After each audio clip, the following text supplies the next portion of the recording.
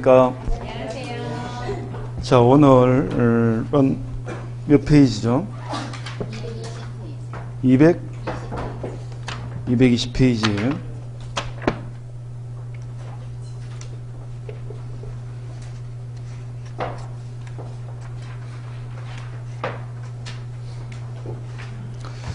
자, 그럼 우리가 지난 시간에 단독 신청까지 본 건가요? 네, 거기까지 본 거예요? 네. 자, 그러면 오늘은 220페이지입니다. 자, 그러면 등기 절차, 지난주에 등기 절차 총론을 우리가 본 거예요. 그래서 등기라고 하는 것이 어떻게 시작이 되어서 어떠한 과정을 거쳐서 어떻게 끝나는지 등기 절차의 전 과정을 다루는 거죠. 그래서 먼저 등기 절차의 개시를 본 거예요. 등기라고 하는 것은 당사자가 신청하거나 아니면 관공서의 촉탁이 있으면 등기가 시작이 됩니다.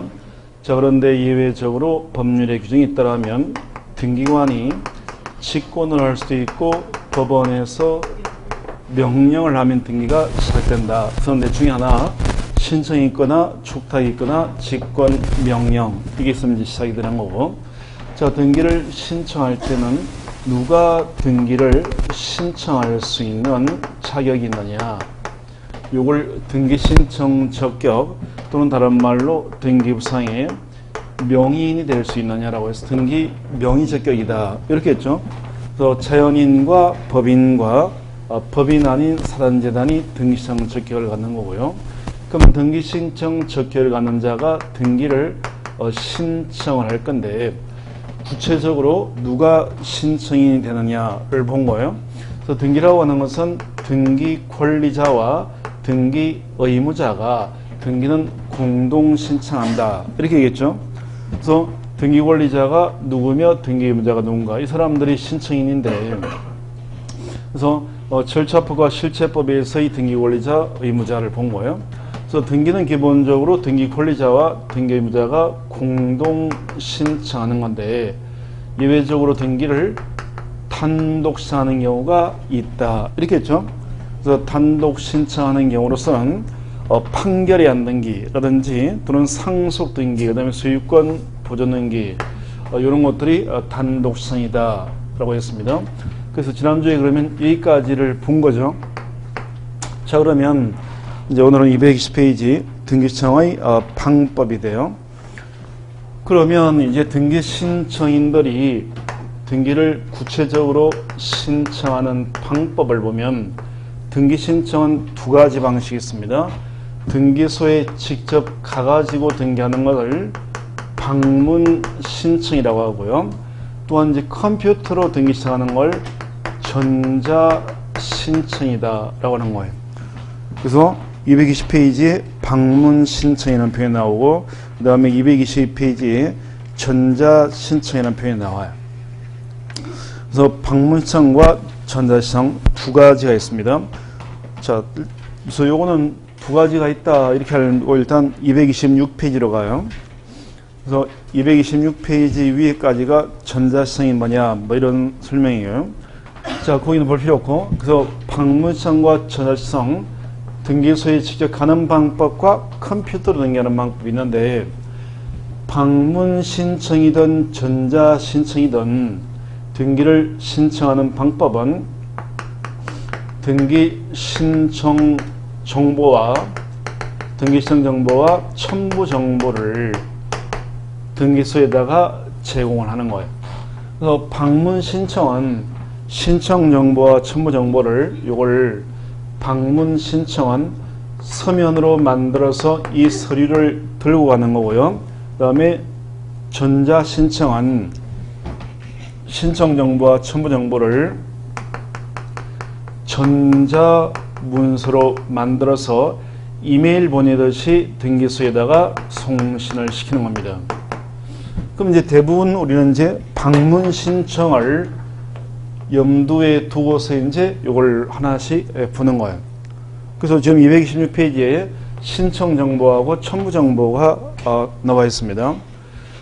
그러면 방문 신청한 신청 정보와 첨부 정보를 서면으로 만들어서 가져가는 건데, 신청 정보가 적혀 있는 서면을 요걸 등기 신청서라고 부르고, 첨부 정보가 담겨 있는 서면을 첨부 서면이다 라고 합니다.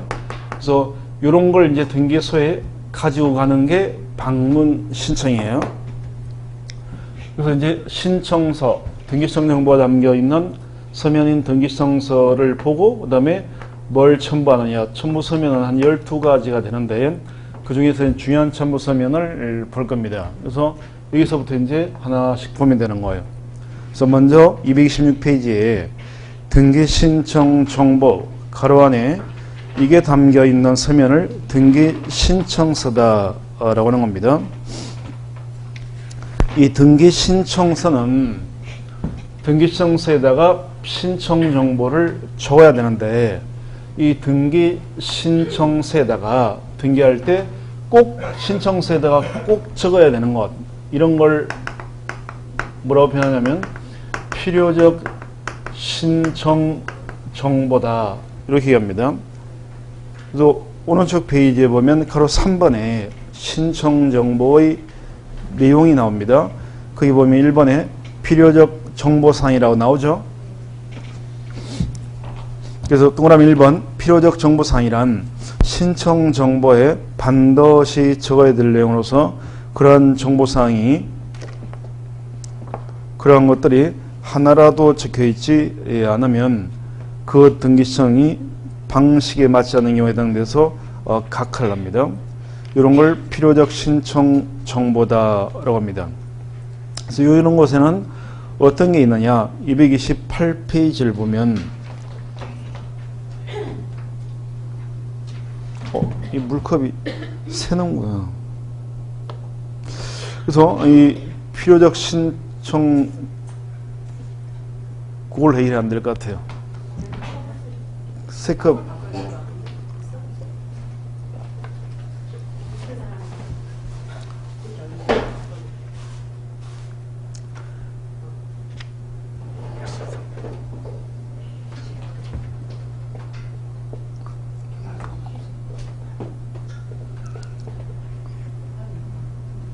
감사합니다.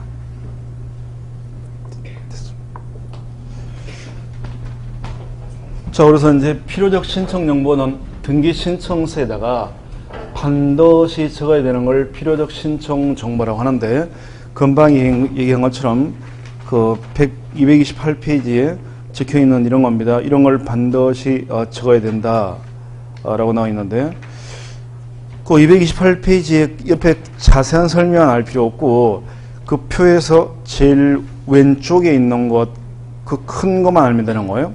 그래서 이런 걸 신청서에다가 반드시 적어야 됩니다. 그래서 첫 번째, 그러면 뭘 반드시 적어야 되느냐. 일단 제일 위에 있는 게 뭐예요? 부동산의 표시를 반드시 적어야 되는 거예요.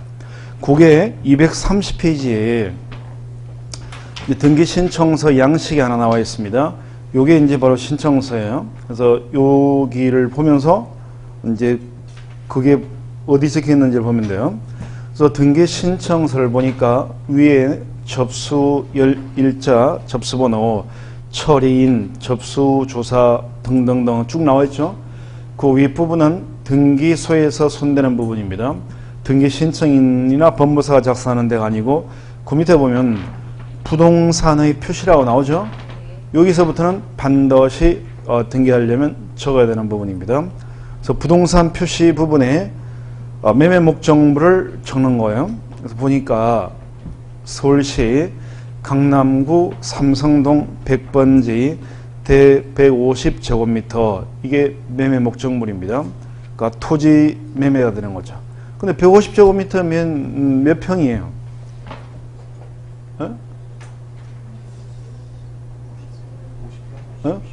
50평이 좀 안 되죠? 50평이 좀 안 되는 평수예요. 그래서 요 토지가 매매 목적물입니다. 근데 그게 이제 거래 신고 일련 번호하고 거래 가액이라고 하는 게 나오는데, 그건 뭐냐면 우리 공인중개사법 시간에 이제 공부를 할 건데, 부동산 거래를 하면 실거래가를 신고해야 된다. 부동산 거래하면. 이런 얘기 들어봤어요? 부동산 거래를 하면 실거래가를 신고를 해야 됩니다. 그래서 실거래가 어디 가서 신고하냐면 구청에 가가지고 신고하는 거예요. 그러니까 만약에 이 3번동 부동산 매매를 하게 되면 실거래가 신고 어디로 가야 된다는 얘기예요? 네? 군포에는 구청이 없으니까 그러니까 군포 시청 가라는 거죠. 시청 가가지고 실거래 가액을 신고를 합니다. 신고를 하면 시청에서 이 거래 신고 실거래가를 하게 되면 거래 신고 일련 번호를 하나 찍어줘요. 그래서 예를 들면 군포시청 고유번호가 2147번이면 2147번 군포시청에서 2019년도 12월달 거래 중에서 세 번째 거래다라고 요 거래 신고 일련 번호 요걸 시청에서 찍어줘요. 요걸 거기다가 거래 신고 일련 번호에다가 적는 거예요. 적고 이제 거래 신고했습니다. 얼마에? 3억에. 그러면 이제 오른쪽에 거래가액 3억 이렇게 적는 거예요. 이걸 반드시 적어야 됩니다. 이게 바로 부동산 표시 부분에 적는 내용이에요. 그럼 다시 앞 페이지로 보면 또 뭘 적으라고 되어 있냐면 228페이지에 신청인을 적어야 된다. 그렇게 되어 있죠. 신청인. 그럼 넘겨가서 230페이지 보게 되면 그 밑에 등기 의무자와 등기 권리자가 신청인이잖아요. 그래서 등기 의무자하고 등기 권리자를 적는 거예요. 그럼 지금 등기 의무자가 매도인이에요? 등기 권리자가 매도인이에요? 네? 등기 의무자 권리자 우리 지난주에 다 했잖아요. 공동시장에서. 등기 의무자가 이 매도인이죠. 권리를 넘겨주는 사람이니까. 그래서 매도인이 황희재 주민번호하고 주소를 적는 거고요. 등기권리자 매수인이죠. 그래서 등기권리자 이예송 주민번호하고 주소가 나와 있습니다. 이게 바로 신청인이에요. 이걸 꼭 써야 되는 거예요. 자, 그 다음에 또 뭘 적으라고 되어 있냐면 거기 등기 228페이지에 등기사항 부분에서 등기사항에서 등기 목적을 적어야 된다. 이렇게 되어 있죠. 왔다 갔다 빨리빨리 해야 돼요. 228페이지에 정말 그게 있는지 없는지를 확인하는 거예요. 그래서 등기 목적을 적어야 된다. 등기 목적. 그러면 다시 230페이지 와보면 등기 목적이 위에 소유권 이전 이렇게 나와있죠. 그러니까 등기를 왜 하는 거냐. 소유권을 넘기려고 하는 거다. 소유권 이전이라고 등기 목적을 적고요. 그 다음에 또 뭘 적으라냐면 228페이지에 등기 원인과 그 연월일을 적어야 된다. 라고 나와 있습니다. 그래서 위에 보니까 등기 원인과 그 연월일이 2019년도 10월 27일 매매다. 이게 원인이 되어서 등기를 한다. 이렇게 나와 있죠. 그래서 이거 꼭 반드시 적어야 되고, 그 다음에 이제 뭘 적냐면 등기필 정보라고 하는 걸 적어요. 등기필 정보는 231페이지를 보면 231페이지 거기 중간에 보면 등기자의 등기필 정보라고 나오죠. 응? 우리 요거는 지난번에 우리가 본 건데,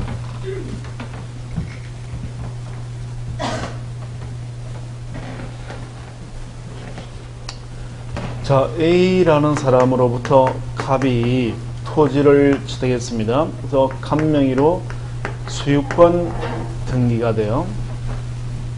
자, 요 등기를 했을 때가 2008년도 5월달을 기준으로 5월달 이전이었다면 요 등기를 끝나고 나면 등기소에서 갑에게 권리증이라고 하는 것을 만들어 준다라고 했습니다. 자, 그런데 2008년 5월달 이후에 만약에 부동산 거래가 이루어진다면 이때는 권리증이 아니라 등기필 정보라고 하는 것을 만들어준다. 이렇게 얘기했죠. 응?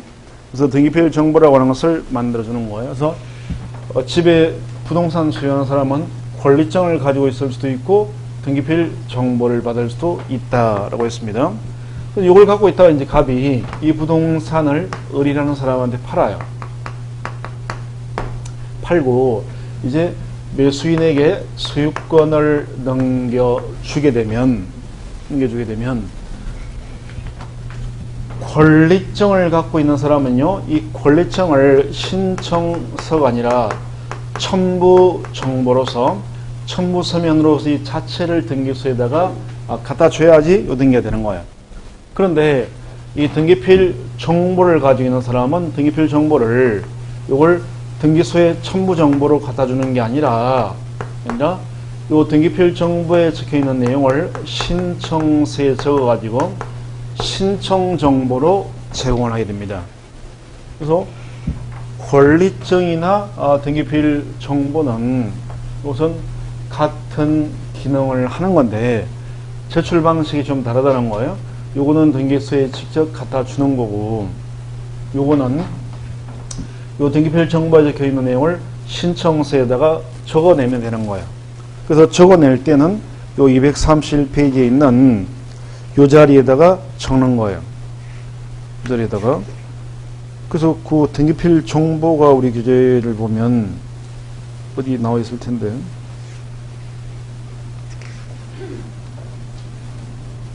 등기필 정보 266페이지를 보면, 자, 266페이지를 보면 등기필 정보 및 등기 완료의 통지서다. 그렇게 나와 있죠. 요거잖아요. 요거 집에 갖고 있는 사람 있죠. 응? 2008년 5월달 이후에 부동산을 샀다면 다 이걸 받은 거예요. 다 이걸 가지고 있습니다. 266페이지에 있는 걸 받아가지고 있는 거예요. 이런 거 본 적 없어요? 집이 없어요? 어? 저기 부동산 집 갖고 있는 사람들은 이걸 갖고 있는데 2008년도 5월달 이후에 집 산 사람은 다 이걸 갖고 있다는 거예요. 대부분 다. 집에 가보면 법무사한테서 집 사고 이걸 받은 거예요. 다. 없어요? 다 그 이전에 집 샀어요? 아니면 다 전세 살아요? 그래서 뭔가 2008년 5월달 이후에 부동산을 소유한 사람은 요 266페이지에 있는 요걸 받게 돼요. 그래서 이렇게 적혀 있어가지고 이렇게 생겨가지고 등기필 정보 및 등기 완료 통지라고 되어 있고, 여기 이제 권리자 나오게 되고요. 여기에 비밀번호 50개 이렇게 쭉 적혀 있습니다. 여기를 보안 스티커로 이렇게 덮어가지고, 파란색이나 초록색 덮어가지고, 요 스티커는 함부로 떼어보지 말아라. 그런 식으로 적혀 있어요. 이렇게 있습니다. 그래서 이제 요걸 갖고 있는 사람이 이제 갑이다. 이 사람이 만약에 이제 이걸 팔아먹는 상황이 되면, 원래 이거는 권리증하고 같은 기능을 하지만, 권리증은 등기소에 갖다 주는 건데, 요걸 갖고 있는 사람은 이제 이 보안 스티커를 팔아먹을 때 떼어가지고, 여기 적혀 있는 일련 번호하고, 비밀번호 50개 중에서 아무거나 하나 골라가지고 요걸 그 231페이지에 등기부자의 등기필 정보라고 되어 있는 부분에다가 적으면 되는 거예요. 게다가 그래서 여기 부동산 고유번호도 266페이지에 나오죠. 266페이지에 보면 위에 박스에 부동산 고유번호라고 적혀 있죠. 중간에 그 번호를 적고, 그 다음에 그 부착 기준선 안에 있는 일련 번호하고 비밀번호를 231페이지에다가 적는 거예요. 적납니다. 그래서 매도인 황희재 이름 적고, 황희재가 갖고 있는 부동 등기필 정보 일련 번호하고 비밀번호 한번 하나 이렇게 적는 거예요. 그래서 이렇게 적으면, 이렇게 적어서 등기청하면 부동산이 바로 날아가는 거예요. 상대방한테 날아가는 겁니다. 그래서 요 부착 기준선 여기를 여기 부분, 요 밑에 부분을 여기를 등기필 정보다라고 하는 거예요. 그러니까 요걸 갖고 있는 사람은 신청서에다가 요 내용도 적어라. 231페이지 내용을. 그런 얘기입니다. 무슨 말인지 이해되죠? 뭐 어려운 거 아닙니다. 어려운 거 아니에요. 그래서 그럼 다시 228페이지 봐보면 그 다음에 이제 뭘 적느냐. 기타를 보게 되면 관할등기소를 표시하라는 거예요. 그럼 231페이지를 보니까 관할등기소가 제일 밑에 나와 있습니다. 관할등기소가 서울중앙지방법원 등기과, 여기가 관할등기소예요. 기중, 이걸 꼭 적어야 되고, 안 적으면 등기 안 해줍니다. 꼭 적어야 되고요. 그 다음에 기타에서 신청 연월일을 적어야 된다라고 되어 있으니까 그 위에 보니까 2019년도 11월 29일이라고 나오죠. 그게 신청 연월입니다. 그 자리에 꼭 적어야 돼요. 이거 꼭 적어야 됩니다. 그러면 이걸 만약에 오늘 써가지고 내일 만약에 등기소에 가져간다면 오늘 날짜를 적어야 되겠어요? 내일 날짜를 적어야 되겠어요? 내일 날짜, 내일 날짜. 가지고 가는 날짜. 오늘 쓰는 날짜가 아니라, 작성 날짜가 아니라 제출일자니까 가져가는 날을 적어야 돼요.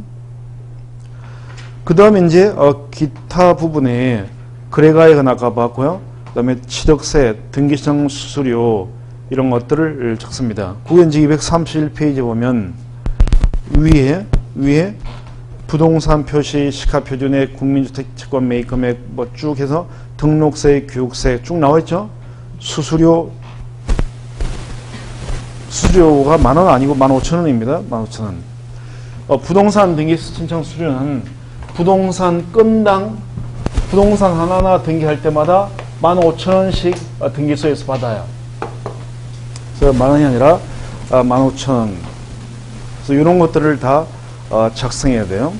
지금까지 본 내용은 반드시 신청서에 적어야 될 내용입니다.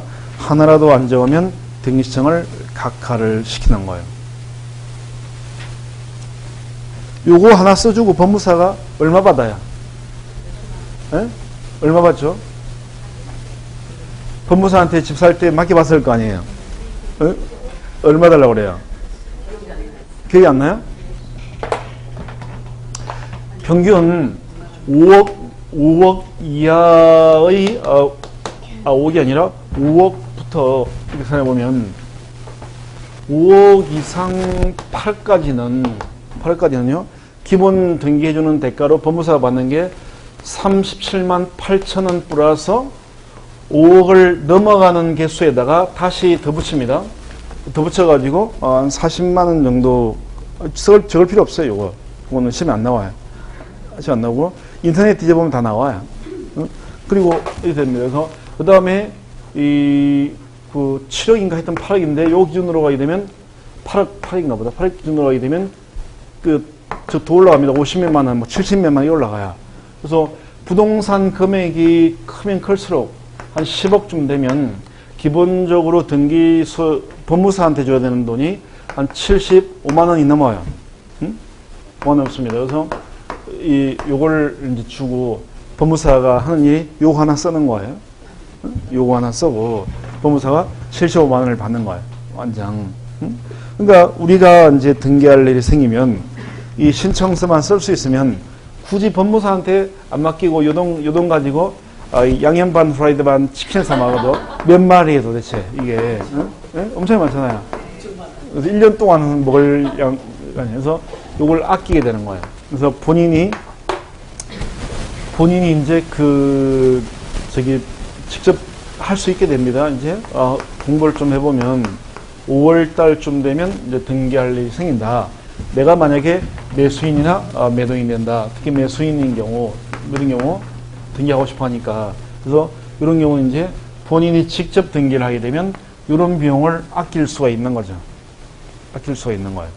그래서 매년 5월 달쯤 돼서 한두 명이 스스로 등기를 하고서 아주 저한테 기쁜 마음으로 자랑하러 와요. 교수님 제가 법무사 안 통하고요. 이번에 등기했습니다. 이렇게 자랑하러 오더라고요. 그래서 주로 이제 남자들은 그런 경우 없고 여자분들이 이런 자랑을 하러 옵니다. 뿌듯한가 봐요. 법무사한테 안 맡기고 하고 오니까 뿌듯한 느낌인가 봐요. 그죠? 그래서 요거 처음에는 좀 처음에 가면 약간 헤맬수록 좀 물어봐야 돼요. 몇 군데 물어보면 되는 거니까 요거 한 2건만 하잖아요. 그러면 1년 학원비가 나와요. 그죠? 내 거 하고, 그 다음에 여동생이나 엄마나 오빠나 동생이 집 산다고 하면 내가 한 건 도와주고 이러면, 그럼 그걸 끝나는 거예요. 그래서, 이렇게 해서, 본인이 이제 등기를 할 수 있게 되는 거예요. 잘 모르면 등기소에 가서 물어보면 되는 거예요. 이거 말고 내가 모르는 거 물어보면, 이 등기소에 다 알려줘요, 다. 그래서 다 하고 와요, 다 할 수 있다는 거예요, 다. 그런데 보통 등기할 일 생기면 여자분들은 하고 오는데, 남자들은 그래도 법무사한테 이 돈 주고 맡겨요. 응? 남자들은 귀찮아하기도 하고, 또 이런가 봐요. 이 정도 부동산을 취득을 하면 경비로 이 정도는 내보내도 되지 뭐. 또 나보다는 법무사가 똑똑하겠지 싶어가지고, 법무사가 더 똑똑할 거야. 우리보다 훨씬 똑똑할 것 같아요. 응? 그놈이 다. 그래서 다 똑같습니다. 똑같다는 거예요. 그래서 이 법무사가 하나 우리가 하나 똑같은 거예요. 다른 거 특별한 거 없다는 거예요. 그래서 그렇기 때문에 해도 되는데 귀찮기도 하고 뭐 이런 나보다 똑똑하게 싶어가지고 법무사한테 맡기는데 여자분들은 자기가 직접 하더라고 이렇게. 여자분들은 아무래도 그 살림을 하니까 이게 이 돈이 어디야? 이래가지고 내가 발품 하루만 하면 되는 건데 싶어가지고 쫓아가가지고 하고 온다는 거예요. 이게. 그래서 이제 어쨌든 등기도 이제 얼마든지 요거 쓰는 게 어렵겠어요? 어려워 보여? 뭘 못 쓸 것 같아요? 뭘? 그래서 이제 5월달쯤 되면 공부가 좀 되고 나면 이제 이거 다 쓸 수 있다는 거 이거 어렵지 않습니다 이거. 그래서 어쨌든 여기 적혀 있는 게 필요적 신청 정보가 되는 거예요. 자, 그러면 이제 신청 정보를 봤으니까 232페이지로 가서 이번에는 신청서에다가 뭘 첨부해서 가지고 가느냐, 첨부 정보가 담겨 있는 첨부 서면을 보게 되는데 여기는 이제 그 12가지 정도가 있는데요. 이걸 다 볼 필요는 없고 이 중에서 3가지만 보면 됩니다. 첫 번째가 뭘 첨부 서면으로 신청서에다가 같이 첨부해서 가져가느냐. 두 번째 보게 되면 등기 원인을 증명하는 정보. 이걸 첫 번째 첨부해야 됩니다. 그러니까 첨부 정보 가로 1번은 볼 필요 없습니다. 그 밑에 가서 2번으로 오는 거예요. 02번 등기 원인을 증명하는 정보. 이게 첫 번째 첨부해야 될 서류예요. 첨부 정보라고 표현이 그냥 첨부 서면 이러면 될 걸 첨부 정보 이러니까 괜히 표현이 더 어려워지는 거예요. 그 첨부 서면에 적혀 있는 내용을 첨부 정보라고 하는 거예요. 그래서 뭘 첨부하느냐? 첫 번째 첨부하는 내용은 등기 원인을 증명하는 정보. 이게 첫 번째 첨부해야 될 정보가 됩니다. 자, 등기 원인을 증명하는 정보가 담겨 있는 서면을 방문 시청할 때는 등기소에 가져가는 거고, 전자시청은 이런 것들을 이메일 보내듯이 보낸다라는 겁니다. 그래서 등기 원인을 증명하는 정보가 뭐냐? 232페이지 제일 밑에 자, 의의를 보면 등기 원인을 증명하는 정보라고 하는 것은 등기할 권리 변동의 원인인 법률행위나 기타 법률 사실의 성립을 증명하는 정보를 말한다. 이게 등기 원인을 증명하는 정보다라는 겁니다. 그러면 뭐 이 표현 용어가 좀 딱딱한데, 자 내용을 한번 보면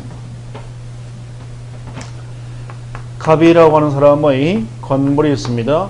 이 사람 명의로 등기가 되어 있는 부동산에 대해서 갑하고 을이 매매 계약을 체결합니다. 그럼 이제 매매 계약서를 작성을 해요. 매수인이 매매 대금을 지급을 하면 매도인으로부터 매수인 앞으로 소유권 이전 등기를 하게 됩니다. 자, 그러면 요 등기를 하는 원인이 뭐예요? 뭐 때문에 이 등기하는 거예요? 팔았으니까 이 등기하는 거 아니에요? 그래서 등기 원인이 뭐냐? 등기 원인이 바로 매매다. 매매했으니까 이 등기를 한다는 거예요. 매매가 등기 원인이에요. 그러면 매매라고 하는 등기 원인이 갑하고 을 사이에서 있었다라는 것을 증명해 줄 수 있는 서면이 뭐예요? 매매 계약서가 되겠죠. 이 계약서를 보면 갑하고 을이 매매했다라는 사실을 알 수 있잖아요. 그러니까 등기 원인을 증명하는 정보, 용어만 표현이 좀 어렵지 뭘 말하는 거냐? 바로 계약서를 말하는 거예요. 계약서. 계약서를 등기 원인을 증명하는 정보다라고 하는 겁니다. 그러니까 등기소에 요 등기라고 할 때는 뭘 가져가라? 매매 계약서를 갖고 와라 이런 얘기예요. 근데 만약에 두 번째, 자 매수인이 돈 줬습니다. 매수인이 돈 5억을 주면 돈 다 주면 매도인은 뭐 넘겨줘야 돼요? 응? 매매했을 때 매수인이 돈 주면 매도인은 뭘 넘겨줘야 돼요? 네? 권리증 넘겨줘야 되죠. 권리증. 그래서 권리증을 넘겨줘야 됩니다. 근데 매도인이 돈 받아놓고 권리증을 안 넘겨줘요. 그러니까 을이 갑을 상대로 말로 해서 안 되니까 소송을 제기했습니다. 그랬더니 판결이 나왔습니다. 갑은 을 명의로의 소유권 이전 등기 절차를 이행하라. 이게 무슨 판결이라고요? 이행 판결이 나와요. 그럼 판결이 나오면 판결서가 주어지게 됩니다. 자, 을이라고 하는 사람이 승소를 한 거고요. 을은 요 등기할 때 등기 권리자가 되죠. 따라 승소한 등기 권리자 을은 이 판결서 가지고서 자기 앞으로의 소유권 이전 등기를 단독 신청할 수가 있게 되는 거죠. 그죠? 그럼 이렇게 이행 판결을 받아가지고 등기를 단독 신청할 때는 등기 원인이 뭐예요? 매매예요? 등기 원인이 판결이에요? 응? 판결처럼 보이지만 등기 원인은 여전히 매매가 됩니다. 왜냐하면 이 판결이 나온 이유도 매매가 있었기 때문에 넘겨주라고 판결이 나온 거예요. 직접 원인은 매매가 되는 거예요. 그러면 이행 판결 받아가지고 등기할 때 등기 원인을 증명할 수 있는 정보는 계약서도 있고 판결서도 있는데 둘 다 있는데 이럴 때는 계약서가 아니라 판결서를 우선적으로 등기 원인을 증명하는 정보를 옵니다. 왜냐하면 이것도 될 수 있지만 이걸 갖고 가야 단독성이 돼요. 그래서 이때는 이걸 우선합니다. 그래서 판결서 이게 바로 여기에 해당되는 서류다라는 거예요. 그러니까 등기할 때는 어떤 등기를 할 때는 이 등기 원인을 증명하는 정보를 가져가야 되는데 이거는요 등기 원인마다 다 달라요. 이게 매매일 수도 있고 정의일 수도 있고 상속일 수도 있고 다 달라요. 그래서 등기 원인이 다 다르고 그 등기 원인을 증명해 줄 수 있는 서면을 가져오라는 거예요. 그래서 여러 가지가 있는데 뭐 등기 원인마다 다를 수 있는데 가장 여기에 해당되는 가장 일반적인 서류가 여기 해당되는 서류가 바로 계약서 아니면 판결서. 대부분이 다 계약서예요. 소송하는 경우도 별로 없고 이게 더 많으니까.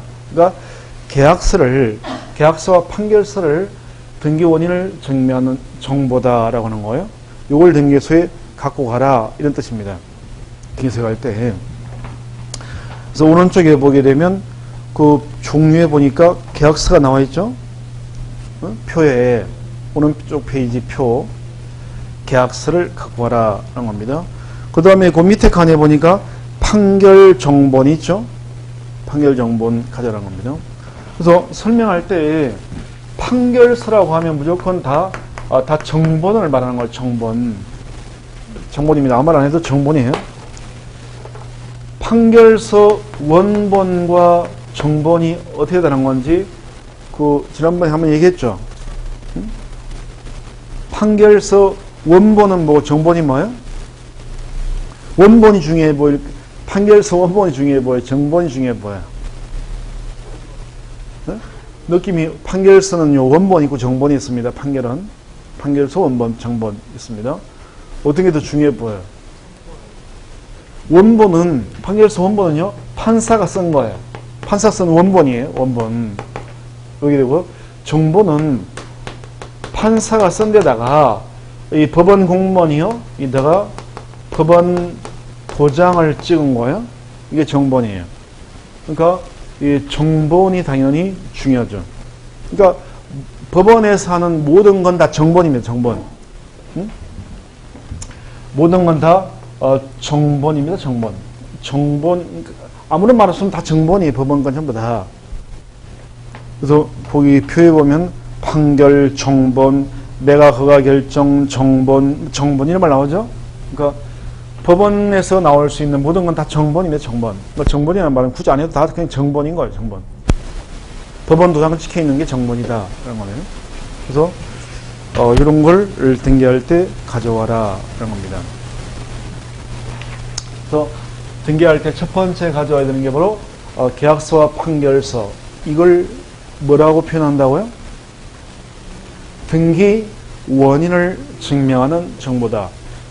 용어가 입에 익어야 돼. 용어가 뭐든지 용어가 입에 익어야 되는 거죠. 그죠? 결혼하고 나서 제일 어색한 게 뭐예요? 결혼하고 나면 호칭이잖아요. 그래서 결혼을 했는데 이 남편하고 부인이 있는데 서로 뭐라고 불러야 돼요? 야, 야 바깥에 와 이렇게 어른들한테 혼나잖아요. 이러다가 그래서 보통 서로 원래는 뭐라고 불러야 돼요? 이렇게 불러야 되는 거죠. 이렇게 요즘에 이렇게 안 불러도 요즘에 쑥스러우면 이렇게 안 해서 서로 보통 자기야 이렇게 하잖아요. 네? 이렇게 하죠. 어쨌든 처음에 결혼해가지고 이렇게 부르라고 그러면 쑥스러워가지고 서로 못 부르잖아요. 잘 힘들어요. 근데 용어가 입에 익어야 되는 항상. 그래야 모든 생활도 다 자연스러운 거예요. 그래서 이 공부도 마찬가지예요. 용어가 입에 익어야 돼요. 머릿속에서 계약서 이러면 안 되고 등기 원인을 증명하는 정보라고 용어가 입에 익어야 되는 거예요. 그래서 첫 번째 등기소에 가져가야 될 게 뭐라고요? 등기 원인을 증명하는 정보. 이걸 신청서에다가 첨부해서 갖고 가야 되는 거예요. 자, 그 다음에 두 번째 가져가야 되는 것은 233페이지에 등기의무자의 권리에 관한 등기 필정.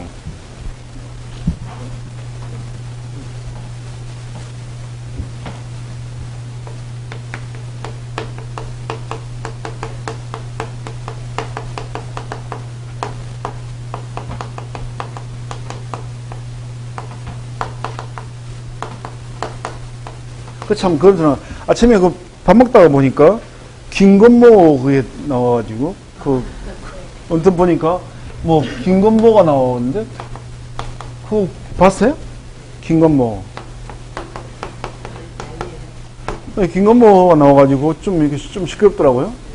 그래서 이 김건모가 어떤 여자가 유흥업소 종업원인가요? 몰라요? 유흥업소 종업원이었던 것 같아요. 근데 성추행? 성폭행? 그걸 했다고 그러고, 김건모는 그런 적이 없다고 그러고, 이러는데. 근데 문제는 김건모가 또 딴 여자랑 지금 결혼 혼인신고하고 이 피아니스트인가 했다고 그러는데, 이 사건 터지니까, 제가 생각했던 게 뭐냐면, 김건모랑 결혼을 한 여자 아버지가 나오던데, 무슨 작곡가라고 그러네, 이는? 네. 이쪽 입장이 참 애매해진 것 같아요. 이제 결혼을 하는데, 이게 만약 진짜면, 개망신 당하고, 여자 쪽에서는, 이런 경우에는, 이 문제되면, 파혼하겠어요? 안 하겠어요? 지금 둘이 혼인신고 했다면서요? 결혼식은 안 올렸는데, 결혼식은 안 했는데, 혼인신고는 했다잖아요. 그러니까 이 법률적으로는 부부가 아니지, 법률적 부부가 된 거죠. 결혼식만 안 한 거지. 그래서 그런 상태에서 갑자기 이런 사건이 터져가지고 성추행 당했다. 김건모가 그 룸에 딸린 화장실 데리고 들어가서 이 사람한테 그걸 요구를 했다잖아요. 응? 그래서 김건모는 당연히 아니라고 그러겠죠. 일단 아니라고 하고 나서 나중에 하더라고요. 그러니까 그런데 이 여자가 하는 얘기가 워낙 제가 볼 땐 신빙성이 있는 것 같아요, 오히려. 너무 자세히 설명을 해요, 여자가. 룸에 아가씨가 8명 들어갔는데, 8번째 아가씨만 남고 다 나가라고 그러고, 어쨌든 이런 얘기 하는데 너무 자세하더라고요, 상세하더라고요, 상황이. 그래서 상황이 원래 경찰로 넘어가거나 검찰로 넘어가도 이 사람이 진술하는 게 너무 구체적이면 다 신빙성이 있는 거예요. 구체적일 때는. 그러니까 그래서 이 조사관들도 이 사람 이 아가씨가 무슨 얘기를 하는데 그냥 저 남자한테 성폭행 나서였을 때 그게 무거운 가짜일 수도 있잖아요. 그럼 어떻게 했냐 이렇게 물어보면 이 진실이 아닌 경우는 얼버무리기 때문에 구체적일 수가 없죠. 근데 이건 아주 구체적인 얘기다 보니까 좀 이 구체적이면 진실 신빙성이 아주 높은 거예요. 근데 좀 구체적으로 얘기한 거 봐요. 그래서 이런 게 있더라고요. 그래서 요거보다도 뭐 그건 그렇다 치고 요쪽이 제가 볼 때는 입장이 참 애매하겠다라는 생각이 들더라고요. 이게 응? 그죠? 응? 어찌 보면 안 됐죠. 나이도 김건모보다 굉장히 어리죠, 이자가? 14살인가? 13살인가? 하여튼 되게 어리잖아요. 30대인데. 하여튼 요거 때문에 좀 보니까 또 심심할까 봐서 또 김건모가 다른, 이게 또 스토리 줬나 봐요. 그래서 하여튼 또 혹 해가지고 또 뭔가 뭐 이렇게 보게 되는데 하여튼 남자들은 문제예요. 자, 보면, 자, 그 다음에 이제, 천부정 두 번째입니다. 두 번째 보게 되면, 이 등기무자의 권리에 관한 등기필정입니다. 이걸 우리가 줄여서 권리정, 이렇게 부릅니다. 또는 등기필정이라고도 하고요.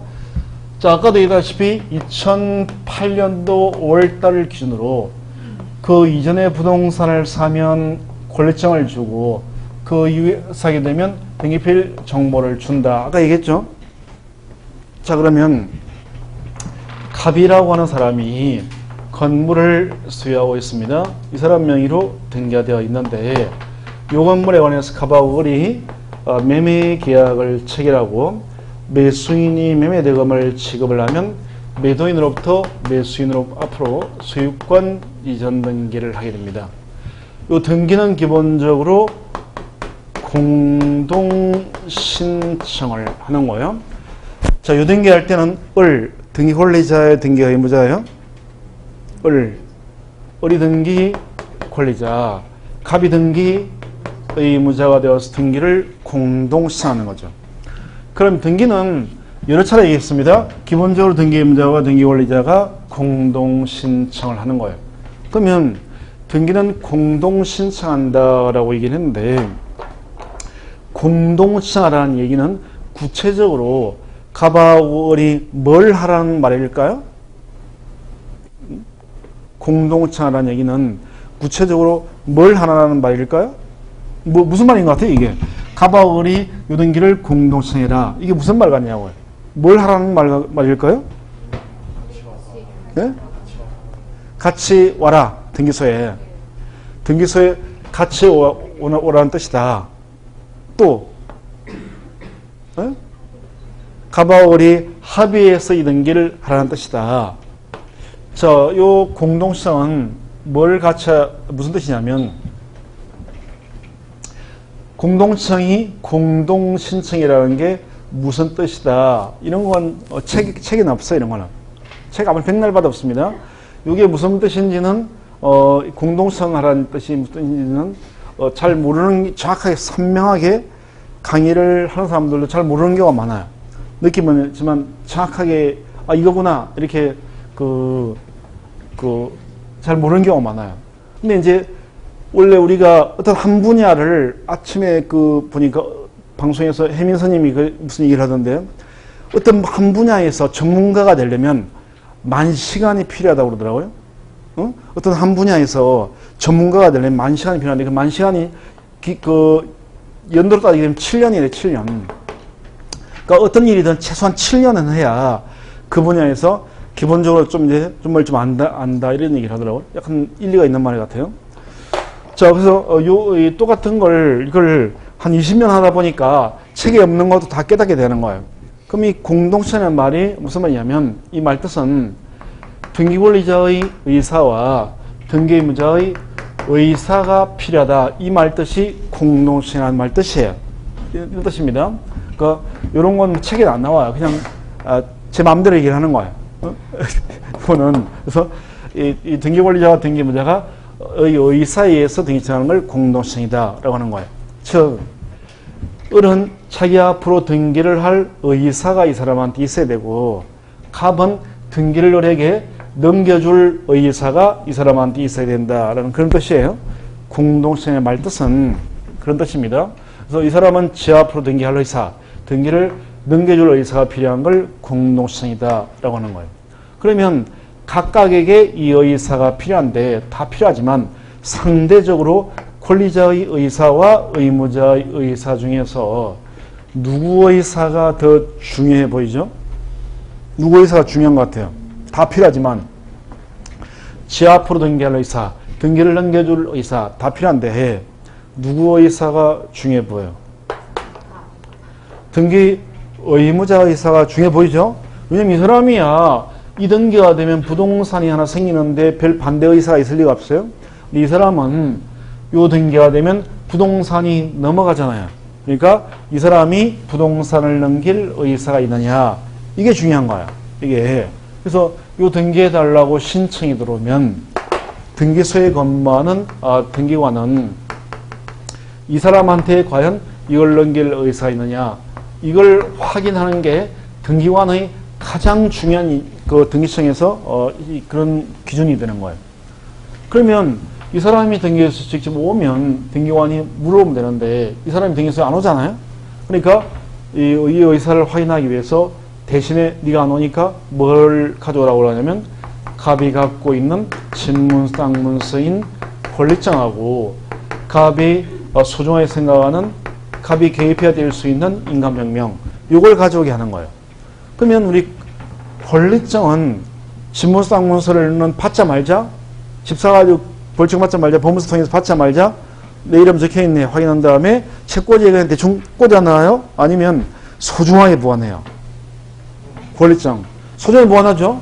지문당무서니까 이 권리증하고 갑이 가야 뛸 수 있는 인감 뭐 위임장 써주면 되지만 어쨌든 인감 이런 걸 가져오고 등기소에 갖고 오면 등기관은요 갑이 이런 걸 보낸 걸 보니까 등기를 넘길 의사 있구나 이렇게 판단하는 거예요.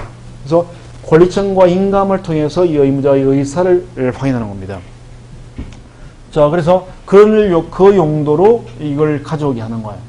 그러니까 이 공동으로 신청하는 등기는 등기 의무자의 의사를 확인하기 때문에 권리증과 인감을 갖고 와야 됩니다. 그러면 이제 공동이 아니라 만약에 단독청이다. 그럼 단독청은 주로 등기 권리자가 단독청입니다. 그러니까 등기 권리자가 단독으로 신청하는 등기는 이 사람 의사를 확인할 이유가 없으니까 이럴 때는 이 권리증을 가져올 필요가 없다라는 거예요. 무슨 말이 되죠? 그래서 권리증에서 이번에 꼭 알아야 될 내용은 요거예요. 이게 핵심입니다. 어떨 때 권리증을 가져가느냐? 공동으로 신청하는 등기는 무조건 권리증을 가져가야 된다. 단독성 등기는 권리증을 안 가져간다라는 거예요. 그러니까 아버지가 사망했습니다. 그에 따라서 상속을 원인으로 등기를 해요. 상속 등기할 때는 아버지의 권리증을 가져갈 필요가 없다는 거예요. 상속 등기는 단독성이니까. 그러면 판결 받아가지고 등기를 단독성할 때도요. 권리증을 가져갈 필요가 없다는 겁니다. 왜냐하면 단독성이니까. 그래서 어떨 때 권리증이나 이런 걸 가져오느냐. 그럼 여기 이걸 정해주는 거예요. 그래서 이게 이 권리증에서 가장 핵심입니다. 권리증에서 공동으로 신청하는 등기는 가져가야 되고 단독성 등기는 안 가져간다. 이게 이제 오늘 권리증에서 알아야 될 내용은 이게 다예요. 이게 답니다. 그래서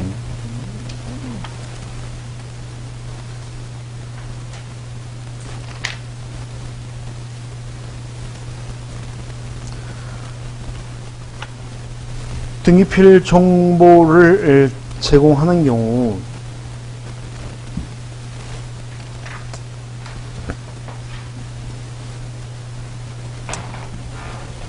자, 등기필 정보를 제공하는 경우는 그냥 이렇게 적어도요. 이게 책에 있는 내용 좀 이렇게 정리가 약간 부족한데 약간 좀 정리가 확실히 안 돼 있는데 요것만 알면 되는 거예요.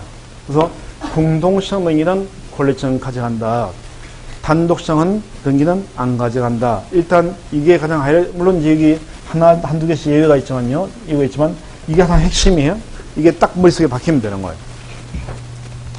그래서 234페이지에 보면 가로 5번에 권리증이나 등기필 정보의 제공을 요하지 않는 경우에 보니까 가로 1번에 반가로 1번에 단독성이라고 나오죠. 가로 2번도 마찬가지예요. 상속 등기도 단독청이잖아요. 등록입니다. 가로 3번도 판결습니다. 판결 받으면 단독청이다. 그러니까 방가로 1번, 방가로 2번, 방가로 3번 나눠놨지만 다 단독청인 거예요. 그냥 다. 긴 쓸데없이 나눠둔 거예요. 그래서 이렇게 보면 됩니다.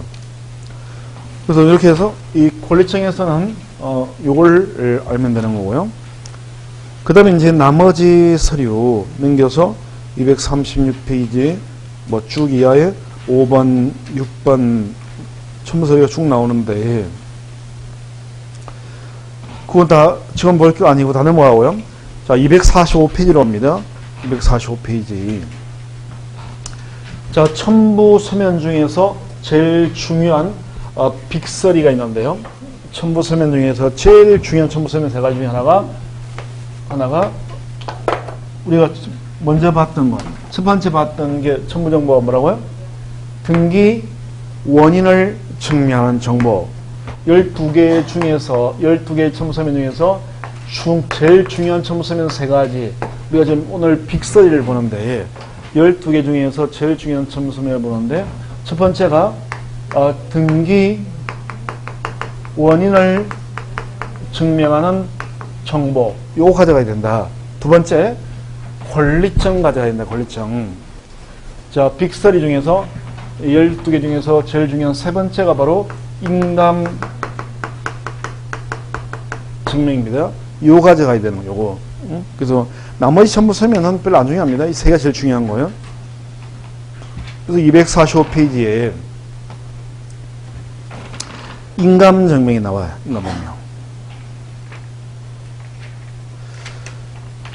자, 인감 증명은 도장을 말하는 게 아니라 인감 증명서를 말하는 거예요. 동사무소에서 띄어온 인감 증명서. 요걸 이제 등기소에 가져가야 된다는 거예요. 그러면 요 인감 증명은 자, 우리 등기를 신청하는 방법은 두 가지가 있다고 했습니다. 등기소에 직접 가는 걸 뭐라고 그런다고요? 네? 방문 신청이라고 그러고, 방문 신청이라고 하고요. 컴퓨터로 등기하는 걸 뭐라고 그런다고요? 전자 신청이다 라고 얘기했습니다. 요 인감은 방문 신청하는 경우 중에서 일정한 경우 이럴 때 인감을 등기소에 가져가야 되고요.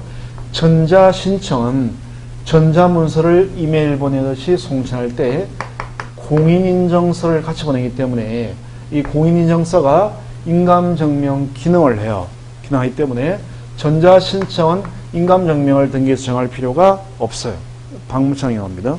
그래서 우리 그 인감증명에서 의와 용도에서 의에서 동그라미 2번을 보면 동그라미 2번 보게 되면 전자시청하는 경우에는 그런 말 나오죠? 예? 방가로 2번의 의에서 동그라미 2번 전자시청하는 경우에는 공인인정서를 전송하기 때문에 인감증명을 제출하지 않고 방문신청할 때만 인감증명을 제공한다. 그런 말 나오죠? 그래서 요 방문 신청하는 경우에만 인감을 제공을 하게 됩니다. 방문신 경우만. 그러면 방문 신청하는 경우 중에서 어떤 경우에 인감증명을 제공하느냐? 247페이지와 보면